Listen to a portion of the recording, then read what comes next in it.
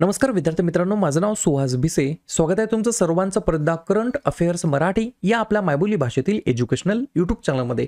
विद्यार्थी मित्रांनो, आज आहे जून महिन्यातील पहिला दिवस 1 जून 2024. आजच्या दिवसाचे जेवढेही चालू घडामोडीचे महत्त्वाचे टॉप प्रश्न बनत असतील ते सर्व प्रश्न आपण या व्हिडिओच्या माध्यमातून पाहणार आहोत. तरी सर्वप्रथम आपण जर नवीन असाल, पहिल्यांदा या चॅनलवरील व्हिडिओ पाहत असाल तर चॅनलला या ठिकाणी अवश्य सबस्क्राईब सुद्धा करून घेऊ शकता. ठीक आहे, चला तर मग आपण आजच्या व्हिडिओला सुरुवात करूया. त्या अगोदर कालच्या व्हिडिओमध्ये जो काही शेवटचा प्रश्न विचारला होता त्या प्रश्नाचं उत्तर जाणून घेऊया. काय होता प्रश्न? जागतिक पॅरा ॲथलेटिक्स चॅम्पियनशिप 2024 मधील पदक तालिकेमध्ये भारताचे स्थान कितवे आहे? तर बऱ्याच विद्यार्थी मित्रांनी अगदी योग्य उत्तर टाईप करून सांगितलं आहे. पर्याय क्रमांक डी, आपल्या पॅरा भारताचा क्रमांक या ठिकाणी 6वा आलेला आहे या ठिकाणी मेडलच्या रँकिंगमध्ये. मग जर तुम्हाला असं विचारलं 1 नंबरला कोण आहे, तर 1 नंबरला आहे चायना देश. चायनाने टोटल या ठिकाणी या चॅम्पियनशिपमध्ये 87 पदके जिंकली. त्याच्यामध्ये 33 सुवर्ण पदके आहेत, 30 रौप्य पदक आहेत आणि 24 कांस्य पदक आहे. भारताचा क्रमांक 6वा आहे. भारताने टोटल या ठिकाणी 17 पदके जिंकलेली आहेत. त्याच्यामध्ये 6 सुवर्ण पदके आहेत, 5 रौप्य पदके आहेत आणि 6 कांस्य पदक आहेत. ठीक आहे, तर अशा प्रकारे 6वा क्रमांक आहे आपल्या भारताचा. कोणती चॅम्पियनशिप होती ही? जागतिक पॅरा ॲथलेटिक्स चॅम्पियनशिप 2024. ठीक आहे, आता पाहूया विद्यार्थी मित्रांनो प्रश्न क्रमांक पहिला. टोटल संपूर्ण व्हिडिओमध्ये 12 प्रश्न असतील. सुरुवातीपासून शेवटपर्यंत व्हिडिओ काळजीपूर्वक पहा. एक एक प्रश्न महत्त्वाचा आहे, तुम्ही कोणत्याही एक्झामची तयारी करा. प्रश्न क्रमांक पहिला काय म्हणतो? IAF म्हणजेच Indian air force. Indian air force टिंबटिंब या ठिकाणी रेड फ्लॅग 2024 या एक्झरसाइजमध्ये या सरावामध्ये सामील झालेला आहे. प्रश्न क्रमांक पहिल्याचं योग्य उत्तर आहे पर्याय क्रमांक डी, अलास्का म्हणजेच USA या ठिकाणी. विद्यार्थी मित्रांनो, इंडियन एअर फोर्स हे जे काय आपलं भारतीय हवाई दल आहे ते या ठिकाणी रेड फ्लॅग 24 या सरावासाठी या ठिकाणी कुठे गेलेलं आहे, तर अमेरिकेमध्ये गेलेलं आहे. 2 पॉईंट लिहून घ्या. भारताकडून या ठिकाणी 8 राफेल लढाऊ विमाने सहभागी होणार आहेत या एक्झरसाइज सरावामध्ये. एक्स रेड फ्लॅग म्हणजेच एक्स म्हणजे काय? एक्झरसाइज. रेड फ्लॅग हा 2 आठवड्यांचा प्रगत हवाई लढाऊ प्रशिक्षण व्यायाम आहे जो की अलास्का या ठिकाणी आयोजित केलेला आहे. प्रश्न आहे पहिलाच कशा संदर्भात? महत्त्वाच्या एक्झरसाइज बद्दल. तर लगेच आपण काय करूया, भारतासोबत इतर देशांचे होणारे किंवा झालेले जे काही महत्त्वाचे या ठिकाणी एक्झरसाइज आहेत, मिलिटरी एक्झरसाइज आहेत, त्याच्यावरती आपण चर्चा करूया. व्यवस्थितपणे लिहून घ्या. ऑस्ट्रा हिंद आहे ऑस्ट्रेलियासोबत. धर्मा गार्डियन, वीर गार्डियन, जिमेक्स, शून्य फ्रेंडशिप हे आहे जपानसोबत. सूर्यकिरण आहे नेपाळसोबत. युद्धाभ्यास, तारकश, टायगर ट्रम्प हे आहे या ठिकाणी कोप इंडिया आहे अमेरिकासोबत. सॅल्वेक्स आहे अमेरिकासोबत. गरुडा शक्ती आहे इंडोनेशियासोबत. डस्टलिक आहे उझबेकिस्तानसोबत. फ्रिंजेक्स आहे फ्रान्स देशासोबत. इंद्र, अविया इंद्र, इंद्र नौदल आहे रशियासोबत. अजय योद्धा, कोंकण, इंद्रधनुष, कोंकण शक्ती हे आहेत UK सोबत. सायक्लॉन 1 आहे इजिप्त सोबत. नसीम अल बहर आहे ओमान सोबत. अग्नियोद्धा आहे सिंगापूर सोबत आणि काजिंद सराव आहे कझाकिस्तान सोबत. ठीक आहे, पाहूया पुढचा प्रश्न. प्रश्न क्रमांक दुसरा. कर्मचारी निवड आयोग ज्याला आपण शॉर्ट फॉर्म मध्ये म्हणतो SSC, तर याच्या चेअरमॅन पदी तर SSC चे नवीन अध्यक्ष म्हणून कोणाची नियुक्ती करण्यात आलेली आहे? 2 नंबरच्या प्रश्नाचं योग्य उत्तर आहे पर्याय क्रमांक सी, राकेश रंजन असं त्यांचं नाव आहे. त्यांना या ठिकाणी कर्मचारी निवड आयोगाच्या अध्यक्षपदी त्यांची नियुक्ती या ठिकाणी करण्यात आली आहे. दुसराच प्रश्न आहे नियुक्ती संदर्भात. तर लगेच आपण काय करूया, मागील वेगवेगळ्या आठवड्यामध्ये जे काही नवनवीन व्यक्ती या ठिकाणी नियुक्त करण्यात आलेले आहेत त्याच्यावरती चर्चा करूया. या ठिकाणी पोस्ट विभागाचे सचिव म्हणून वंदिता कौल यांना नियुक्त करण्यात आलं. कॉटन कॉर्पोरेशन ऑफ इंडिया लिमिटेडचे मुख्य दक्षता अधिकारी बनलेले आहेत निधी S जैन. भारतीय लस उत्पादक असोसिएशनचे अध्यक्ष कृष्ण इला. नौदलाचे प्रमुख दिनेश कुमार त्रिपाठी. नौदलाचे उपप्रमुख कृष्णा स्वामीनाथन. आकाशवाणी वृत्ताचे महासंचालक मौसमी चक्रवर्ती. राष्ट्रीय जूट बोर्डाचे सचिव शशी भूषण सिंग. आयुष मंत्रालयामध्ये संचालक सुबोध कुमार. भारतीय नौदलाचे कार्मिक प्रमुख संजय भल्ला. L&Tचे चेअरमॅन R शंकर रमन. इफ्कोचे चेअरमॅन दिलीप संघानी आणि कर्मचारी निवड आयोगाचे चेअरमॅन राकेश रंजन यांना या ठिकाणी नियुक्त करण्यात आलेला आहे. पुढचा प्रश्न. प्रश्न क्रमांक तिसरा. एकाच मोसमामध्ये म्हणजेच सेम सीझन मध्ये माउंट एव्हरेस्ट आणि माउंट लोत्से सर करणारी पहिली व्यक्ती कोण ठरलेली आहे? 3 नंबरच्या प्रश्नाचं योग्य उत्तर आहे पर्याय क्रमांक बी, सत्यदीप गुप्ता असं त्यांचं नाव आहे. त्यांनी या ठिकाणी एकाच मोसमामध्ये एकाच सीझनमध्ये माउंट एव्हरेस्ट आणि माउंट लोत्से हे या ठिकाणी सर केलेलं आहे. 2 पॉइंट लिहून घ्या. माउंट एव्हरेस्ट ते माउंट लोत्से हा 11 तास 15 मिनिटांमध्ये प्रवास करणारा पहिला भारतीय होण्याचा विक्रमही त्यांच्याच नावावरती आहे. गिर्यारोहक सत्यदीप गुप्ता यांनी मे 2024 मध्ये दुपारी जगातील सर्वात उंच जे काही पर्वत शिखर आहेत जे की 8848.86 मीटर उंच आहे ते या ठिकाणी माउंट एव्हरेस्ट त्यांनी सर करून ते या ठिकाणी हे जे काही रेकॉर्ड केलेलं आहे त्यांनी केलेलं आहे. सत्यदीप गुप्ता असं त्यांचं नाव आहे. आपण मागच्या आठवड्यामध्ये माउंट एव्हरेस्ट बद्दल बऱ्याच न्यूज आपण ऐकलेल्या आहेत, त्याच्यावरती आपण एकदा रिव्हिजन टाकूया. लिहून घ्या. नेपाळच्या फुंजो लामा यांनी एका महिलेचा सर्वात जलद एव्हरेस्ट चढण्याचा विक्रम या ठिकाणी मोडलेला आहे, जागतिक विक्रम. त्यानंतर लिहून घ्या. सत्यदीप गुप्ता हे जगातील सर्वात उंच शिखर माउंट एव्हरेस्ट आणि जगातील चौथे सर्वात उंच शिखर माउंट लोत्से एकाच सत्रामध्ये दुहेरी चढणारे ते या ठिकाणी पहिले व्यक्ती ठरले आहेत. त्यानंतर तिसरा पॉइंट लिहून घ्या. ज्योती रात्रे ही माउंट एव्हरेस्ट जिंकणारी या ठिकाणी भारतातील सर्वात वृद्ध महिला ठरलेल्या आहेत. त्यानंतर लिहून घ्या. कामी रीता शेर्पा ज्या की नेपाळच्या आहेत, यांनी माउंट एव्हरेस्टवरती 29 वेळा या ठिकाणी चढाई केलेली आहे. माउंट एव्हरेस्ट ज्याची हाईट आहे 8848.86 मीटर आणि फुटामध्ये विचारलं तर 29,031.7 फूट एवढी त्याची हाईट आहे, म्हणजेच उंची आहे. आणि शेवटचा एक पॉइंट लिहून घ्या.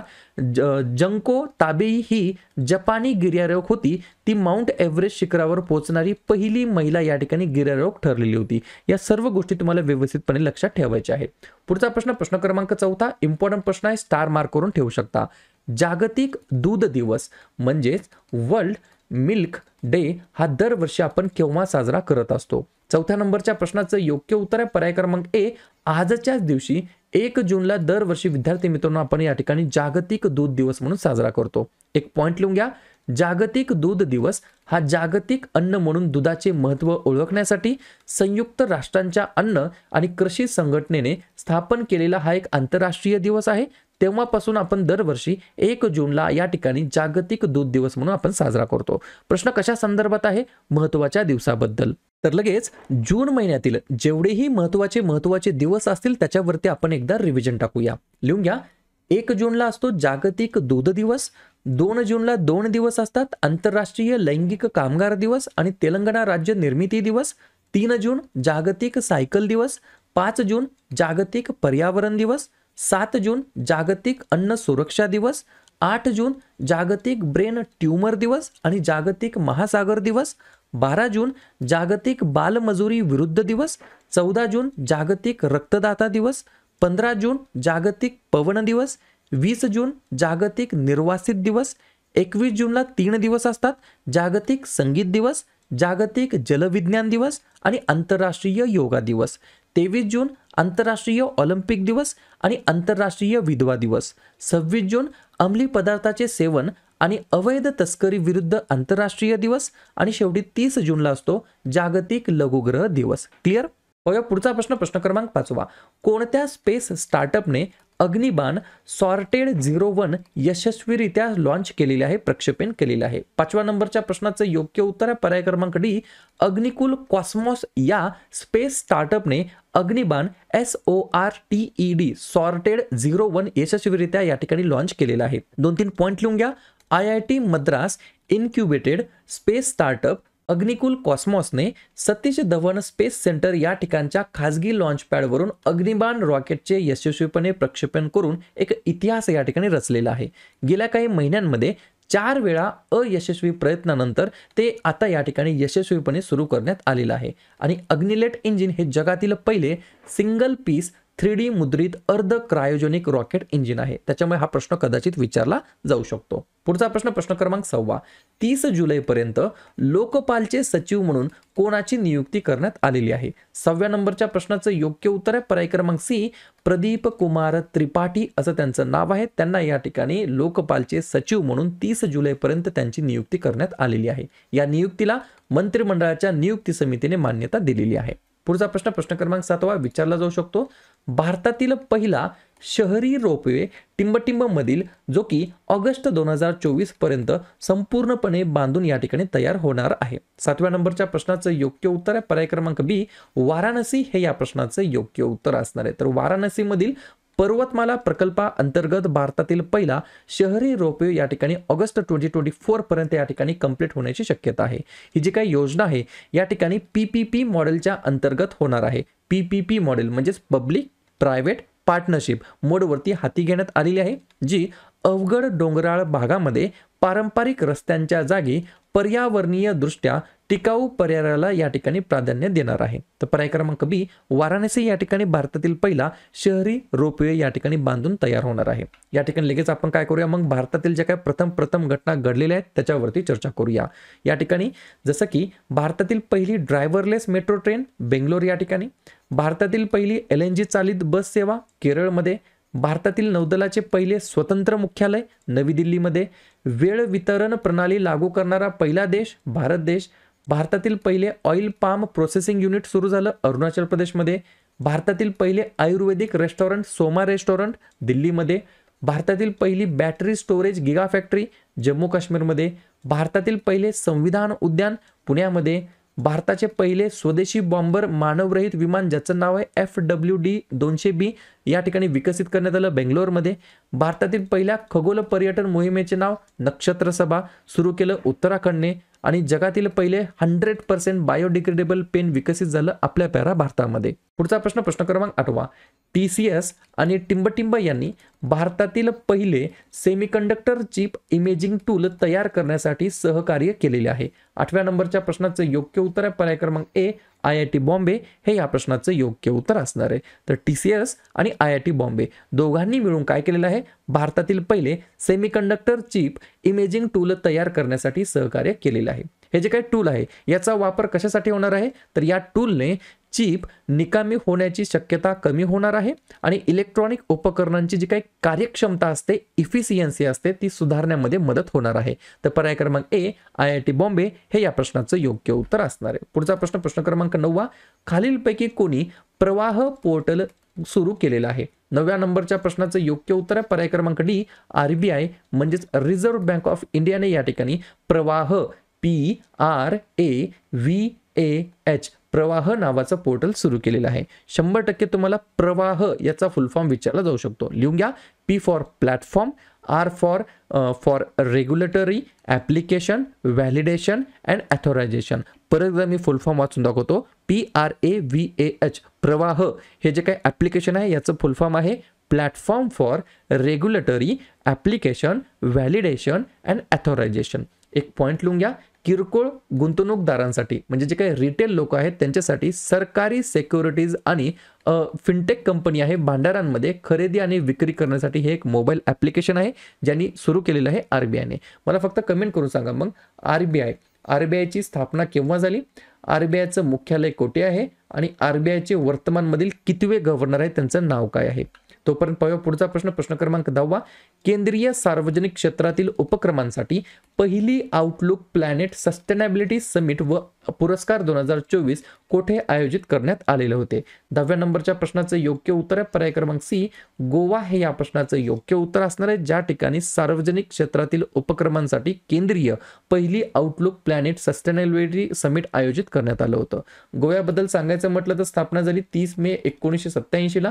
मुख्यमंत्री आहेत प्रमोद सावंत, राज्यपाल आहेत श्रीधरन पिल्ले आणि राजधानी आहे पणजी. 2 महत्त्वाचे राष्ट्रीय उद्यान आहेत मोलेम आणि भगवान महावीर आणि 2 महत्त्वाचे धरण आहेत अमठाणे आणि सला उलीम.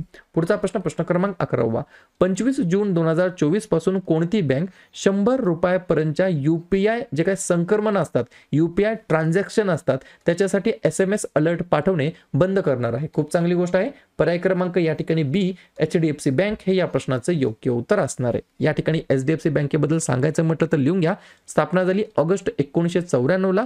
संस्थापक होते हसमुखभाई पारेख, मुख्यालय आहे मुंबई महाराष्ट्र या ठिकाणी.